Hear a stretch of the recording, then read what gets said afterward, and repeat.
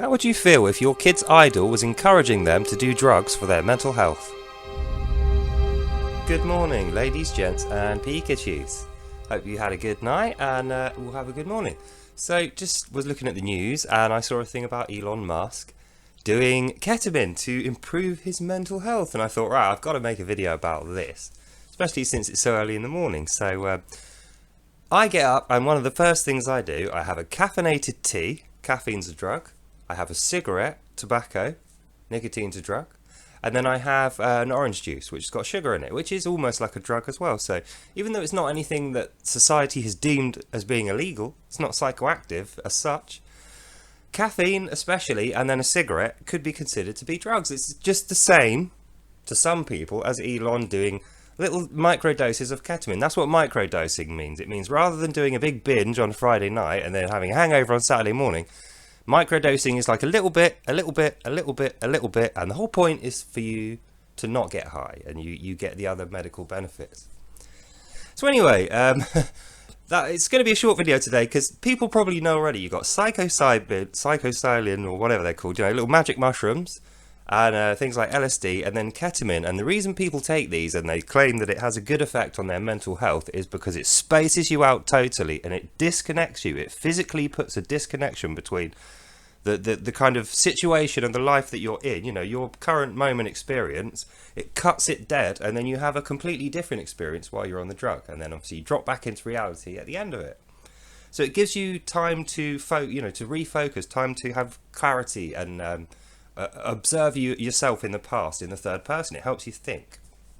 Obviously your brain cells get destroyed at the end of it though by the drug, so you don't actually remember a lot of the stuff that you thought about. It's a social experience for most people, social drug taking.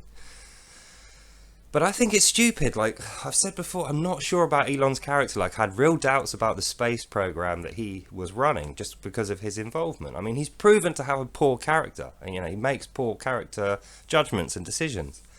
So what do we think about this, guys? Elon, should he have said that? I mean, if you're the CEO of multi-million-pound companies like Twitter or Tesla, either one of those, really you should know better than to admit to doing illegal drugs in public. Certainly regularly. You could probably get away with, was it Bill Clinton? Oh yeah, I smoked weed but I never inhaled. That's like saying I snorted the coke and then I didn't breathe. It's like, no, shut up. But anyway, back to the point, right? Ketamine. I think it's a bad idea for guys like Elon to say he relies on illegal drugs in order to improve his mental health, because he's just validated a bunch of wannabe drug dealers, hasn't he? Think about it. He's just justified all the 15-year-olds who are arguing with their parents, and the parents are going, no, don't do drugs, especially when you're at school, and they say all that bit, and then their justification is you'll ruin your life. If you want to be like Elon Musk, you got to concentrate and do your schoolwork and not do drugs.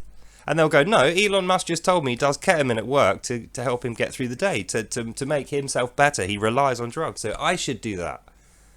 That's the danger. So, yeah, that's the end of this video. Elon Musk, I have nothing to say. It's idiotic. He's just validated all these people to go and start doing drugs when they haven't in the past, or do more if they've already had the odd experience. But for the record, ketamine, LSD, mushrooms, ayahuasca, DMT, even cannabis, caffeine, all these things, the psychoactive chemicals and the ones like caffeine that affect your physiology, they're all bad for you. Just look, I do them. I've admitted I smoke. I don't drink actually anymore, but I've got medicines which I have to take every day, and they're quite as bad. Codeine is like heroin, effectively, pill form heroin. It's not nice. I don't like to take it, but I have to.